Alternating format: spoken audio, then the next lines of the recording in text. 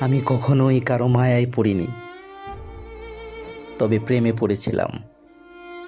মায়া আর প্রেম বিষয়টা কি এক? না, কখনোই না।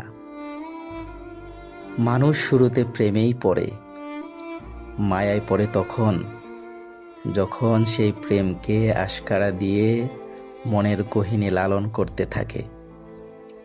মুখে বলে প্রেমের সকল অলিখিত চুক্তি থেকে ছুটে আসা যায়, কিন্তু মায়া মায়া বড়ই অদ্ভুত, যা কখনোই সহজে কাটিয়ে ওঠা যায় না। অদ্ভুত হলেও এটা বড্ড ভয়ঙ্কর। এই সুখ কাটিয়ে উঠতে না পারলে মানুষ জীবদ্দশায় মৃত্যুর স্বাদ পায়।